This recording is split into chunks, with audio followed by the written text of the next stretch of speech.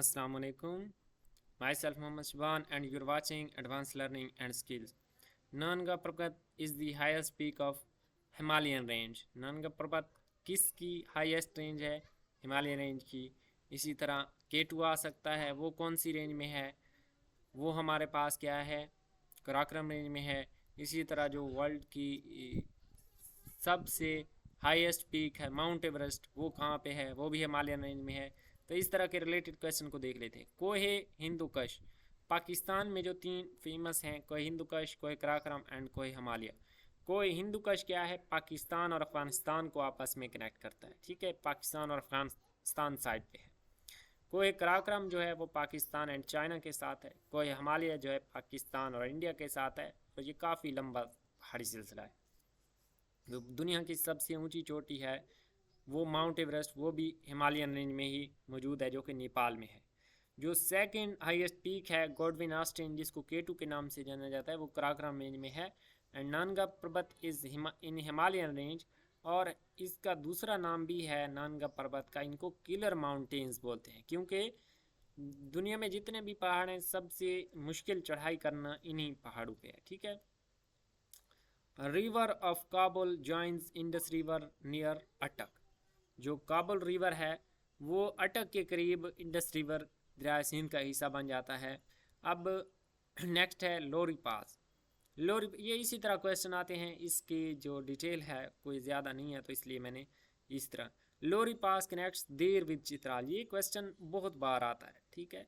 शंदूर पास हमने पढ़ा है अभी ऊपर, ठीक है, वो किसको?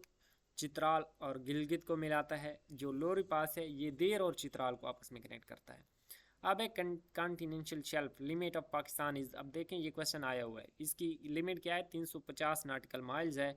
ये ऊपर मैंने आपको यहाँ पे बताया था, जहाँ पे इसको मैंने क्या है हाइपरलिंक भी किया हुआ है। तो ये कॉन्टिनेंशियल शेल्फ वो एरिया होता है जो कि किसी भी कंट्री का समंदर पे कितने किलोमीटर तक हक है, या कितने नाटिकल माइल्स तक। एक नाटिकल माइल 1.8 किलोमीटर के बराबर होता है, तो 350 नाटिकल माइल इतना रकबे का हक पाकिस्तान के पास है। इतने यानी वहाँ पे वो फिशिंग भी कर सकता है, वहाँ पे पाकिस्तान की फोर्सेस भी वहाँ पे मौजूद होती हैं, इस तरह। और पहले ये 200 हुआ करता था, 2015 में इसको क्या है 350 कर दिया गया था, ऐड किया गया है 150। ये भी क्वेश्चन पूछा जा सकता है, तो पीछे वीडियो में देख सकते हैं, तो वहाँ पे आपको मिल जाएगा। Oceans cover how much of the earth surface. जो दरिया हैं, समंदर हैं, समंदर की बात हो रही है, पानी की बात हो रही है, वो कितना 71% हिस्सा जो ज़मीन का है उस पर क्या है? पानी मौजूद है। एंड 29% पे क्या है? लैंड कवरेज है। अब देखें जो दुनिया का 71% पूरी दुनिया पे वाटर है, उसमें जो 97.25 वाटर है वो समंदरों में पाया जाता है, एंड सिर्फ 2.05% है जो कि आइस कैप्स में, ग्लेशियर्स में और दरियाओं नदी नालों में पाया जाता है, ठीक है।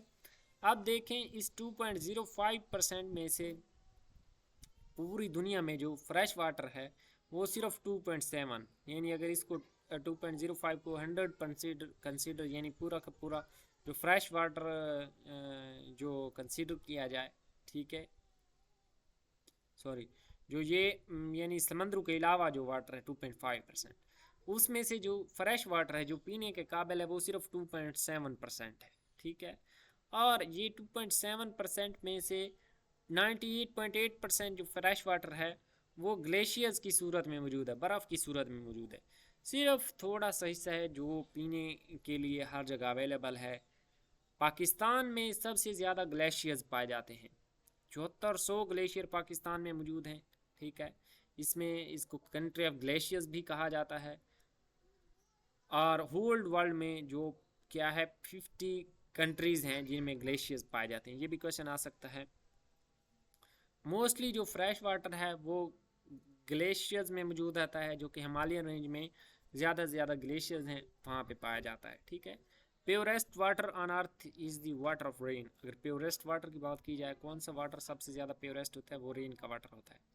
ओशन वाटर जो होता है वो साल्टी होता है, इसी साल्टी की वजह से उसकी डेंसिटी बढ़ जाती है और उसके ऊपर क्या है शिप्स फ्लोट कर सकते हैं। What is the brightest planet in the solar system. अब ब्राइटेस्ट की यहाँ पे बात की गई है तो वो है वीनस। और इन दो प्लैनेट्स वीनस की बात की जाए, वीनस को मॉर्निंग एंड इवनिंग स्टार भी कहते हैं आल्सो, क्योंकि ये मॉर्निंग और इवनिंग टाइम क्या है, थोड़ा ब्राइट नज़र आ रहा होता है, ब्राइटेस्ट है ना। और इसको सिस्टर ऑफ अर्थ भी बोलते हैं। वीनस और यूरेनस ये वाहिद दो प्लैनेट हैं जो कि बाकी प्लैनेट्स की निस्बत दूसरी साइड पे ये रोटेशन करते हैं, क्लॉकवाइज रोटेशन करते हैं। ठीक है, बाकी करते हैं एंटी क्लॉकवाइज या counter clockwise, west to east, लेकिन ये वाहिद हैं जो ईस्ट टू वेस्ट रोटेशन करते हैं। ठीक है, इसमें सूरज मशरक़ की बजाय मगरिब से तुलू होता है इन दोनों के ऊपर। अब यहाँ पे coniferous forest have low biodiversity than tropical rain forest. अब यहाँ पे मवाजना किया गया है कि जो ट्रॉपिकल रेन फॉरेस्ट हैं उनकी जो बायोडाइवर्सिटी है कॉनिफरस फॉरेस्ट की, वो उससे क्या है, लो होती है। अब ये सारी चीज़ें क्या है, हम क्या है इनको अलहदा डिस्कस करेंगे, अभी यहाँ पे इसको स्किप कर दिया मैंने। Deforestation at large scale can be observe eight, यहाँ पे जो डिफॉरेस्टेशन है वो सबसे ज़्यादा कहाँ पे देखी जा सकती है, अमेज़न फॉरेस्ट में। क्या है, उसको लोग काट रहे हैं आजकल। अमेज़न फॉरेस्ट के बारे में कुछ बात कर ली जाए, इसको लंग्स ऑफ अर्थ भी बोला जाता है। ठीक है, 20% पूरी दुनिया के ऑक्सीजन वो क्या है 20% अमेज़न फॉरेस्ट प्रोड्यूस करता है। लेकिन ये बात आपके जहन में होनी चाहिए कि जो ऑक्सीजन का इस वर्ल्ड पे सबसे ज़्यादा सोर्स है वो दरख्त नहीं है। ठीक है, जितनी दरख्त प्रोड्यूस करते हैं उसमें से 20% क्या है, वो अमेज़न फॉरेस्ट प्रोड्यूस करता है। अब ये 9 कंट्रीज से, इतना बड़ा जंगल है, ये 9 कंट्रीज में से पास करता है। 60% ब्राज़ील में है, एंड जो सेकंड लार्जेस्ट है वो पेरू में इसका ज़्यादा हिस्सा आता है, सेकंड। बाकी भी क्या है 7 कंट्रीज़ हैं। और ये इक्वेटर पे है, इक्वेटर पे सबसे ज़्यादा जो है बारिशें होती हैं। इक्वेटर क्या होता है, जो नॉर्थ एंड अर्थ को 2 पीसेस में डिवाइड करता है, north hemisphere and south hemisphere बनाता है। अब यहाँ पे क्या है, बारिशें ज़्यादा होती हैं, इस वजह से यहाँ पे ये इतना बड़ा जंगल मौजूद है। अब जो इस दुनिया है, दुनिया पे सबसे ज़्यादा जो ऑक्सीजन प्रोड्यूस होती है वो अल्जी करता है। ठीक है, जो कि समंदर में मौजूद होता है, और अल्जी को लंग्स ऑफ ओशंस कहा जाता है। 70% जो ऑक्सीजन है वो अल्जी प्रोड्यूस करता है, बाकी 30% क्या है वो दरख्त प्रोड्यूस करते हैं। उस 30% में से 20% पूरी दुनिया का सिर्फ और सिर्फ अमेज़न फॉरेस्ट प्रोड्यूस करता है। Jabir bin Hayyan famous personality हैं मुस्लिम दुनिया की, वो हमारे पास क्या है, केमिस्ट्री में उनका वर्क काबिल ज़िक्र है। उन्होंने सल्फ्यूरिक एसिड इजाद किया था, जिसको sulphuric acid king of acid बोला जाता है।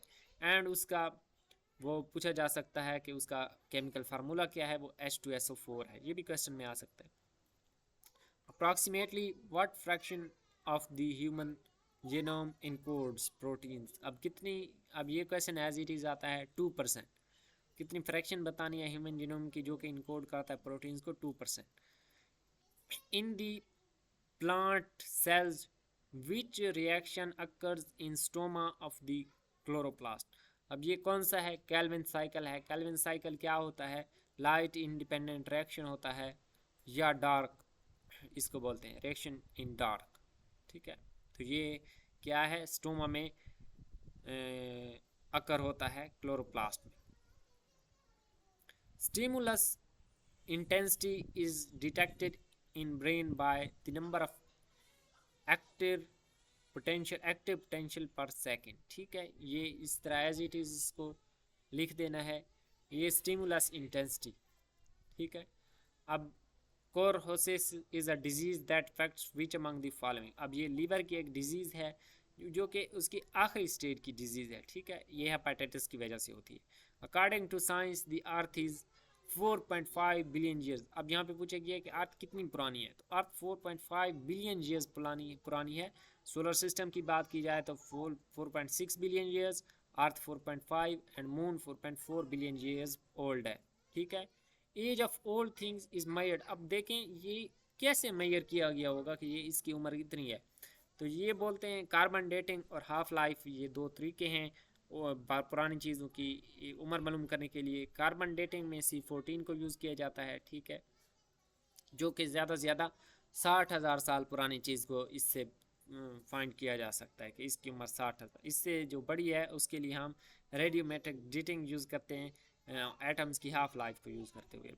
नेक्स्ट है हमारे पास फास्फोरस। अब यहाँ पे था खाली जगह थी। And makes up to 14 to 17% of skeleton. अब स्केल्टन का 14 to 17%, 14 to 17 फास्फोरस से बनता है। अब जो ह्यूमन स्ट्रक्चर है मेल का, इसमें बात की जाए जो कि सबसे पावरफुल चीज़ कौन सी है, तो वो हमारे पास जा बोन है। एंड अगर फीमेल की बात की जाए तो उसकी ज़बान सबसे क्या है, पावरफुल होती है। अब विटामिन की बात की जाए तो विटामिन बी और सी जो हमारे पास है, सी को अस्कॉर्बिक एसिड भी बोलते हैं, उसका साइंटिफिक नेम है। वाटर सोलेबल होते हैं। वाटर सोलेबल विटामिन क्या है, बॉडी में स्टोर नहीं होते। Largest store of vitamin C is guava अमरूद है। Vitamin A, D and E are fat soluble, ठीक है, ये फैट सोलेबल और वाटर सोलेबल के बारे में पूछा जा सकता है। तो यहाँ तक ये कर लिया, बाकी नेक्स्ट वीडियो में करेंगे। मिलते हैं नेक्स्ट वीडियो में। अल्लाह हाफिज़।